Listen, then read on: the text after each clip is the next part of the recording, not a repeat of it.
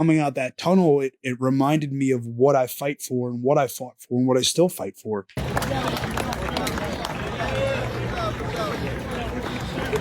As soon as you come out, the amount of American flags, and then you have the FDNY, NYPD all lined up with the banners over around their necks of all the fallen that have, with pictures of the fallen that have lost from 9/11 and then post as well. And it just, I was like, holy shit, like this is, it's just an emotional punch to the chest. You're like, oh my God. We talk a lot about being a veteran Yeah. and what the Marine Corps means to both of us. And also, with that comes a sense of patriotism, and with that comes a sense of pride of country and love of country. And I think that we both agreed coming out of that tunnel, it hit us both like, oh, wow, this is a perfect display of what we love about our country and what our country could be.